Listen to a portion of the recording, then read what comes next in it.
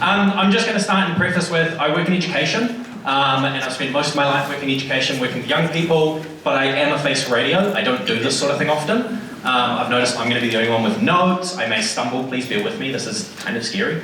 As Chanel was finishing up, I was like, oh, I really need to go to the bathroom. I think it's just nerves. So yeah, just bear with me. You got this, man. Thanks. Before I start, as I said, I work in education, I work a lot with young people, which means I have to do a lot of teaching. And I think one thing the world doesn't have enough of at the moment is kindness. And I think it's really important to teach kindness and ensure that people are kind to each other. So before I start, I just want you to take a second, turn to somebody at your table, preferably somebody you don't know, give them a compliment. Tell them something you like about them, their smile, their eyes, their shoes. I don't know, take a quick moment and give a compliment to somebody, please.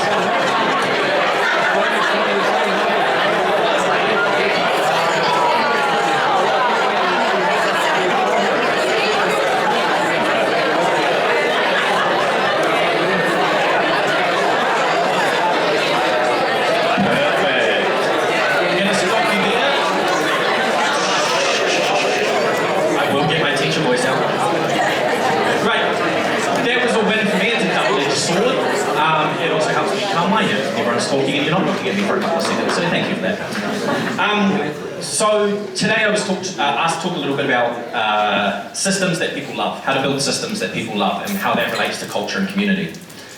Now if you've ever built a system, which most of you in this room probably have in some way, shape or form, you'll know that's probably a trick question. Because systems aren't lovable by default. They're spreadsheets, they're SOPs, they're dashboards, they're gross boring things that weird people build behind their computer screen. But here's the thing I've learned after, believe it or not, I'm 26, but I've spent a decade building systems now for companies all over the world, including, I don't know, global airlines and all sorts of different things. People don't need systems to be lovable, but they do need them to be livable. They need systems to make life easier. They need to feel human. They need to scale with them, not against them. And they need to act, really importantly, they need to act like scaffolding, not a cage.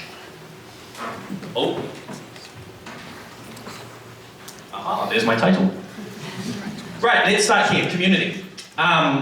It is a bit of a buzzword, but it matters. Hands up if you would consider your brand community first. One or two people, not many. Okay, cool. Most brands I talk to when I've worked in the marketing space have called themselves community first. But most founders and operating teams treat it like a marketing tactic.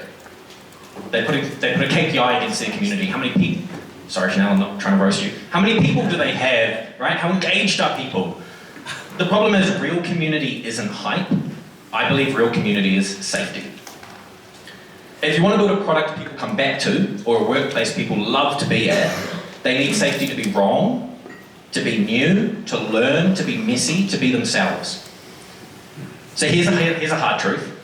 You don't build real community by building a Discord server or Slack channels, that sort of thing. You build it by designing systems that make people feel safe showing up. That's the difference between surface level engagement and real belonging. One is hype, the other is architecture. Now I've spent the last 4 or 5 years working in the digital space, working in comms, marketing, system building, that sort of thing, and a trap that I saw almost every week was teams trying to build external community before they build their internal systems. You can't build something human-facing, you can't build something there's the nerves. You can't build something human-facing with systems that are dehumanizing. Right, I'm going to say it one more time. You can't build something human-facing with systems that are dehumanizing.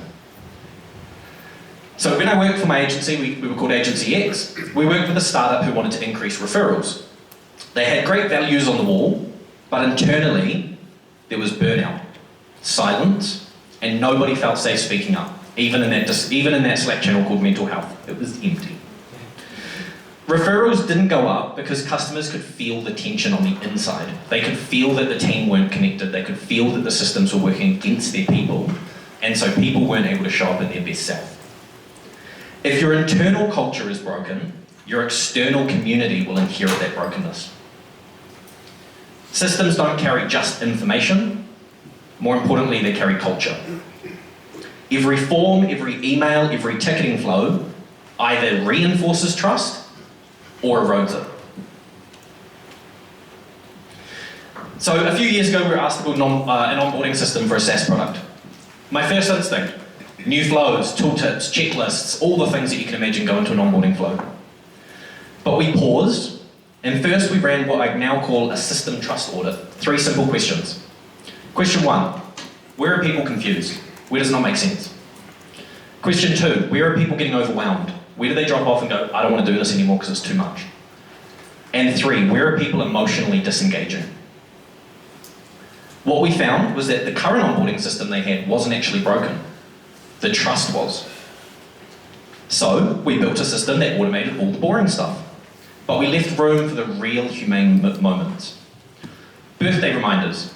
We didn't email the client a happy birthday. We instead emailed the customer success manager. Hey, it's so-and-so's birthday today, you should reach out to them. That allowed that human connection, somebody else to personally reach out. Anytime there was a user win or a big moment, that got pushed to our internal Slack, so the team felt like they were winning because their community were winning. We had escalation paths. No, skip that, I've reworded that.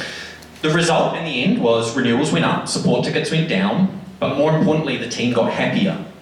Because the system didn't just scale their information for them, it scaled their humanity. It meant they didn't have to remember all those little tiny touch points that you do when you work with others. The system reminded them those things so that they can focus on what they do best, which is this, talking to people, having connection. So here's a truth that I've seen again and again.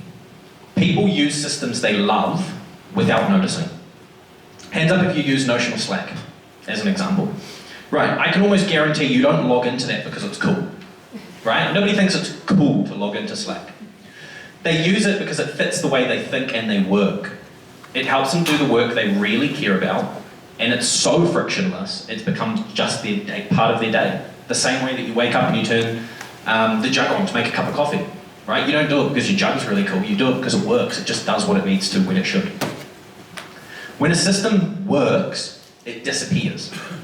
It supports real flow. So if you're trying to build something that people love, ask yourself this. Where can we remove the friction so users can focus on what really matters? Because the only systems people notice are the ones that frustrate them. While I change, have a think to yourself what system pops to mind, and it's probably one that frustrates you. So let's talk a little bit about structure. This is where I think most founders go wrong. They build systems like they're building fortresses. Hard rules, one entry point, and no room to breathe. Because they want it to work, right? As I hire people, I want them to do what I told them to do. But real structure should guide, not restrict. The best systems I've been a part of building, like I said before, are like scaffolding. They're temporary, they're flexible, they're supportive of growth, and they're willing to come down when they're no longer needed. It's going to be a shock truth that most of the systems you build will not last. In the education business I'm building at the moment, we've got internal tools that have already gone through 4 iterations in the last 3 months. Not because we got it wrong, sometimes we do, but because it's not what we needed anymore. We grew up like a child, right? First you teach a child to walk, then they outgrow that system. They learn to walk by themselves. You don't need to teach it anymore. Growth doesn't mean your system has failed, it means you've listened. One of the hardest lessons I've learned over the last 10 years, and yes, I am quite young, I started very young. Started at 15, I'm now 26. One of the hardest lessons I've learned, you can't build systems that grow if you're obsessed with getting them perfect. You can't build systems that grow if you're obsessed with building them perfect.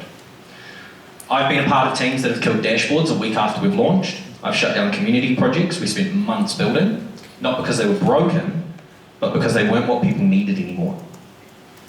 If you're too precious with what you've built, you'll miss what people are actually asking for. Perfection is a great way to feel productive while avoiding real progress. Here's a practical framework I use now every time now that I build something. 1, people. Who is it actually for? If they used it alone, would it help them feel seen or sorted into a pile? It's a really important question to ask. Permission. Does this system let people show up as they are, or force them to pretend to be someone? And progress. Does the system evolve with them, or does it just measure them? That's another really important one to think about. If a system fails one of these three things, it's just not going to last. That's why most CRMs and community platforms die after a year. And I think that talks to what Chanel was talking about, is by the time she's got to the point of getting that system in place, I've got too many members now, right? If you're building to track users, you're not building to track humans. They're two very different things. Never compare humans to users. They are two different things. So, in the honour of trying to give you something tangible, so it's not just woo-woo magic up here, here's something tangible you can run with your team tomorrow. The 15-minute system safety check. Wow, really, really clever name, isn't it? Pick one system, any system that your team uses regularly, and then ask, 1, where does this system help you show up better? 2, where does it slow you down? And 3, where does it make you feel small? Then just fix one thing. Don't try and fix everything, don't rebuild the whole system. Fix one thing in that system.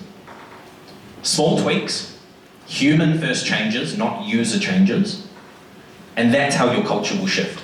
Not overnight, but bit by bit. And remember at the beginning I said internal culture is reflected in your external community. If people at work internally hate each other, you're never going to be able to build this glowing community on the outside, right? I guarantee Doug and Chris are best friends, and that's why this event is going amazingly. And if you're a founder or you lead a large team, do this quarterly. Monthly if you can, but I'll say quarterly. Don't wait for friction to surface as churn or burnout. Get on top of it early. So, after years of building systems, some brilliant and some broken, here's what I've learned. The best systems, I've got this all backwards, so I'll read off here. Community is safety, right? It's not a tagline, it's not a cool event that you're coming to, it's safety to be seen, to be heard, to be yourself, and to make mistakes. Systems carry culture, whether you like it or not, yeah? Your systems that you do day in, day out, you live and you breathe this day in, day out. It carries your culture for your business. When a system is working, it will feel invisible. If you forget the system exists, it's probably the best system you've ever built. Be okay with letting go of projects. Don't let perfection hold on to anything. Yeah? It's likely you're going to have to break things that you've built over and over again. And if it isn't designed for people, it's a process, not a solution. That's really important. Yeah? A solution is not the same as a process. If it's designed for people, it'll be a solution. If it's not, it's just a process. So stop trying to build the perfect dashboard and automate your way into authenticity, because you never will. Start building scaffolding for humans. Flexible, responsive, and thoughtful systems that breathe. Because when you do that, your product improves, the culture in your business will strengthen, and the community will just follow. Structure doesn't kill creativity, but the wrong structure will. So let's build systems that guide, not trap, that support, not stifle. Let's build things that people don't just use. Let's build systems that people can grow inside of. That's me. Thank you.